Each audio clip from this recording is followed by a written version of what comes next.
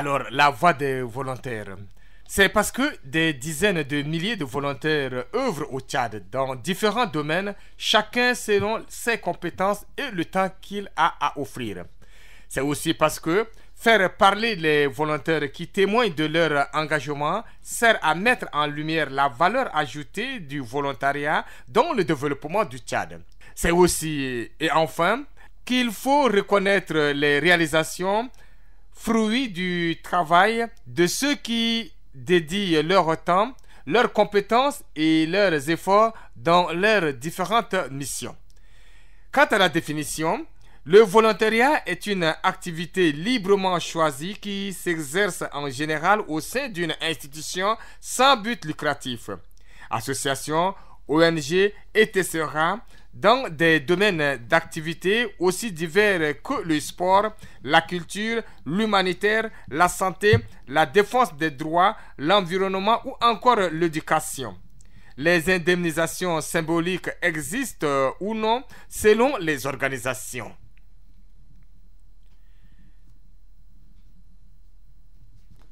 La voix des volontaires. Le témoignage qui va suivre et l'émission vont vous prouver que le volontariat est un moyen puissant pour engager les populations à être solidaires, à participer et relever les défis qui sont les leurs. Le volontariat profite autant à la société dans son ensemble qu'à la personne se portant volontaire. Les gens se portent volontaires pour différentes raisons et dans différents domaines. Aider les autres, rendre service à la société ou mettre à contribution leur temps, leur savoir et leur talent au service d'une cause à laquelle ils croient. Il y a plusieurs manières de devenir volontaire selon vos compétences, vos centres d'intérêt et votre temps disponible. Chaque action volontaire compte. Alors, à présent, on va vous proposer un témoignage, celui de Mamadou Bobo Diallo, volontaire des Nations Unies. Mais avant cela, en termes de présentation de M. Bobo, sachez que Mamadou Bobo Diallo est volontaire des Nations Unies, médecin gynécologue obstétricien. J'y arrive avec l'UNFPA détaché à l'hôpital de Mongo depuis avril 2012. Bobo a grandi dans un village de Guinée-Conakry, puis a fait ses études à la faculté de médecine de Conakry. Il assure en moyenne 15 consultations par jour et entre 40 et 60 accouchements par mois. Il est actuellement le seul médecin gynécologue de la région du Guéra. Pour lui, le volontariat est avant tout un défi. On écoute son témoignage, mais on vous rappelle avant qu'aujourd'hui, au Tchad, sur 100 000 naissances, ce sont 1100 femmes qui meurent. Notre pays est tristement classé au 183e rang sur 186 pays en termes de santé maternelle au niveau mondial. On écoute donc le témoignage de Bobo. Je me nomme Diallo Mamad Bobo, de nationalité guinéenne. J'ai mes 42 ans. Je suis marié, père de 3 enfants. C'est juste un an depuis que je suis là. Mon autre, c'est l'INFPA. Et je suis médecin gynécologue obstétricien de formation. Je suis venu ici dans le cadre de la coopération, dans le cadre du volontariat, volontaire international des Nations Unies. On m'a recruté dans ce cadre pour venir appuyer sur le plan sanitaire, c'est-à-dire au niveau hospitalier, praticien hospitalier en même temps formateur en santé de la reproduction. Je suis à Mongo, c'est-à-dire au centre du Tchad, à 500 km de Djamena. Et qu'est-ce que tu as fait comme études? Où est-ce que tu as étudié? J'ai fait toutes mes études, je les ai fait au pays, c'est-à-dire en Guinée-Conakry. L'école primaire, je l'ai fait au niveau de mon village natal. J'ai fait le collège à Labé, j'ai fait le lycée à Labé. Maintenant, l'université, j'ai fait l'université à Conakry. La faculté de médecine, en ce moment, il n'y avait que la seule faculté de médecine de l'université Gamal Abdel Nasser de Conakry. Pour la préparation d'avoir un diplôme d'études de docteur d'État en médecine de chez nous, on a préparé ça au niveau des hôpitaux. Tu étais interne, c'est ça? J'étais interne. Et pourquoi la médecine? Pourquoi pas autre chose? La médecine, je peux dire, c'est mon père qui avait voulu ça. puisque depuis l'enfance, lui, il disait il faut que toi, tu fasses la médecine.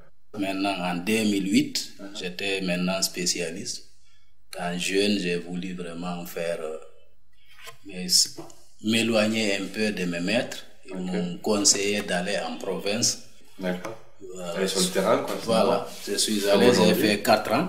Ok. Voilà, j'étais chef de service d'une maternité. Ça a été difficile, mais sur le terrain, quand même, ça m'a permis d'être en contact direct souvent avec les bénéficiaires. Vraiment, le besoin était là.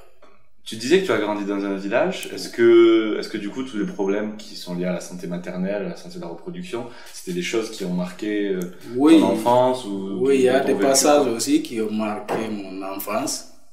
L'histoire c'est-à-dire ma maman m'a expliqué, puisque j'ai un oncle maternel aussi, le dernier, c'est-à-dire le Benjamin. Lui, ils ont perdu leur maman pendant au moment de l'accouchement, c'est-à-dire par hémorragie de la délivrance. Là aussi, ma maman m'a expliqué ça. C'est ce qui m'a un peu encore orienté vers la gynécologie, vu que je peux faire quelque chose dans ce domaine aussi. Il y avait plein de problèmes dans les villages. D'accord. Et est-ce qu'aujourd'hui, du coup, ta mission à Mongo, elle se rapproche de ce que tu as fait là-bas ou c'est Oui, ça se rapproche, puisque étant sur le terrain à Koundara, ça m'a même permis d'avoir une vision encore plus large pour vraiment continuer à aider cette population, cette couche vulnérable, c'est-à-dire les femmes. J'avais envie de sortir, connaître encore les autres. Tu n'es jamais sorti de la Guinée? Non, jamais.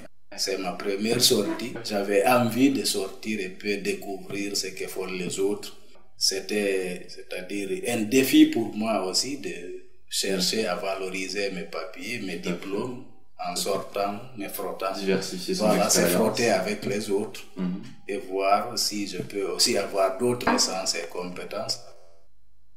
Raconte-moi à quoi ressemblent tes journées, qu'est-ce que tu arrives à l'hôpital, quels sont les problèmes auxquels tu fais face. Ce que j'ai fait, c'est vraiment passionnant, puisque depuis mon arrivée à Mongo, je dois faire mener des activités 50% la clinique, c'est-à-dire passer 50% de mes activités en train de consulter et soigner, c'est-à-dire les femmes en grossesse, les femmes qui ont des problèmes d'infertilité. Maintenant, 50% d'activités cliniques, 25% de formation. Sages-femmes et des infirmiers. Voilà, des sages-femmes, des infirmiers, faire le transfert de compétences avec les sages-femmes. C'est quoi le besoin? Est-ce que tu leur apprends, quoi? Ok, je leur apprends, c'est-à-dire, s'il faut dire, il y a les normes en matière de santé, c'est-à-dire je les apprends, les bonnes manières, les bonnes pratiques. D'accord. Comment il faut faire, par exemple, un accouchement dans des conditions normales, des conditions d'hygiène, respecter le minimum requis pour faire un accouchement, par exemple, ou bien quand il reçoit une femme qui présente une complication, comment il faut se comporter, qu'est-ce qu'il faut faire immédiatement ou tout de suite pour pouvoir sauver la vie. Mais en tant que médecin gynécologue, tu es le seul. Je suis le seul. Tu es le seul médecin gynécologue de Mongo. Je suis le seul médecin gynécologue de Mongo, je suis le seul médecin gynécologue de toute la région. Voilà, c'est un peu difficile. C'est pour cela, quand je suis là-bas, au lieu de faire les 50% de cliniques, je risque de faire les 100% de cliniques. Puisque quand je suis là-bas, je suis complètement envahi par les malades. Est-ce que tu as vu des progrès en un an par rapport à ton équipe, par rapport à ton Oui, travail? je pense qu'il y a des progrès. C'est difficile de juger moi-même qu'il y a un progrès. Mais je considère l'équipe avec laquelle je travaille, il accepte quand même de changer. Il y avait des pratiques qui étaient pas faciles à changer? Oui, il y a des pratiques qui sont pas faciles à changer. Vous savez, à tout moment, les pratiques sont difficiles à changer. C'est petit à petit, mais quand même, je me conforme, j'accepte. Il n'y a aucun problème, on peut changer, mais au fil du temps. Mais au partir du moment où ils ont compris la chose pour laquelle je suis là, c'est pour eux, c'est pour les appuyer. Quand même, ils m'accompagnent et puis on change ensemble. Et une anecdote, quelque chose que tu aurais réussi à faire, peut-être quelque chose que tu pourrais me raconter? Tu as un exemple? Oui, dans le cadre médical, j'ai souvent des surprises, puisque je peux vous raconter un cas qu'on a eu là-bas, c'est-à-dire une femme qui a fait une rupture utérine, c'est-à-dire là où ça se trouve l'enfant, ça a éclaté. D'accord. Disons, la femme a accouché dans son ventre. Elle est partie dans une autre structure sanitaire. Les gens ont dit que c'est pas grave. Ils l'ont hospitalisée pendant 2 semaines et ils l'ont libérée. Elle trouve que ça ne va pas toujours. Pour eux, ils n'ont pas compris c'est quoi. Dès qu'elle est arrivée, j'ai dit non, ça c'est vraiment un problème. On l'a pris. On a vraiment fait la chirurgie. Et on a pu sauver cette femme. J'ai même sa photo avec moi. C'est-à-dire ça m'a beaucoup marqué. Elle était en danger de mort ou Elle était en danger. Ah ouais. Elle était vraiment en danger. Je vous dis, un mois. On dit une femme qui a fait une rupture utérine, c'est-à-dire la prise en charge pas même plus de 2 heures de temps. C'est-à-dire ça, c'est un paradoxe. Voilà. Un miracle, quoi. Un miracle, voilà. C'est ce que ça, j'ai vécu ça. L'hôpital est vraiment sous-équipé. Même, c'est-à-dire le minimum requis pour pouvoir travailler, on a normalement besoin de l'oxygène pour opérer une femme. On n'a pas d'oxygène. J'ai pas un anesthésiste. J'ai pas un aide vraiment qui est compétent. Parce que pour pouvoir sauver les femmes, il vous faut les prendre en charge. C'est-à-dire la prise en charge est là 24 heures sur 24, 7 jours sur 7. Si vous n'arrivez pas à faire ça, le plus souvent, il y a beaucoup de choses qui vont glisser sous vos mains, vous ne pourrez rien faire. Puisque moi, j'acquis surtout la formation.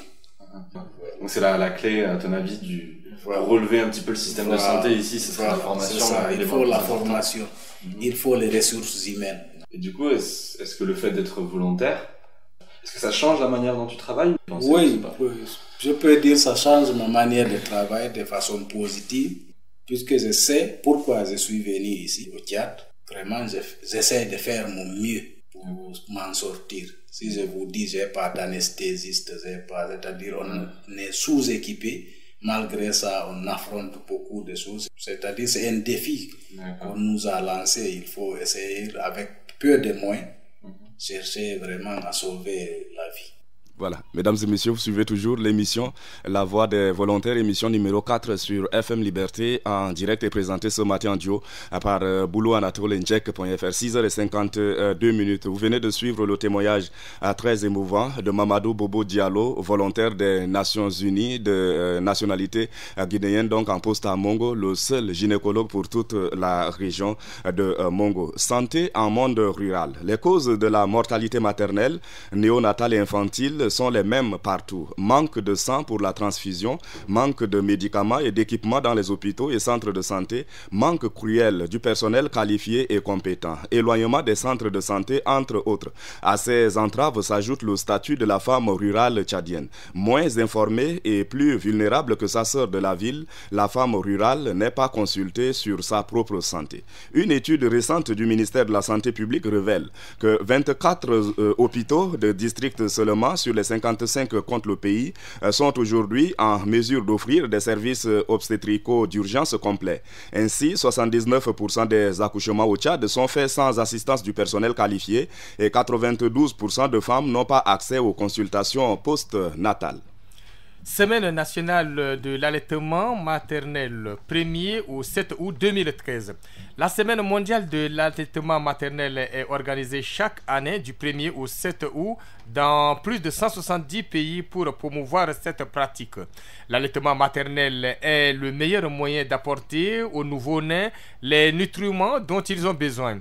La malnutrition est directement ou indirectement responsable d'environ 1/3 des décès chez les enfants de moins de 5 ans. L'OMS, l'Organisation mondiale de la santé, recommande l'allaitement au sein exclusif de nourrissons jusqu'à l'âge de 6 mois et de poursuivre ensuite jusqu'à l'âge de 2 ans au moins en l'associant à une alimentation de compléments qui conviennent. Un reportage à suivre sur France 24 en ce moment. Denis Mwakege est un gynécologue congolais. Avec ses équipes dans son hôpital de Bukavu, au sud Kivu, il a déjà soigné 40 000 femmes victimes de viol. Un travail à la mesure de l'horreur à laquelle il est confronté au quotidien. Ces 15 dernières années, on estime qu'un demi-million de femmes ont été violées en République démocratique du Congo, notamment par les bandes armées, miliciens ou soldats réguliers guerriers qui ravagent cette région de l'Est du Congo et qui rivalisent de cruauté. Un témoignage d'un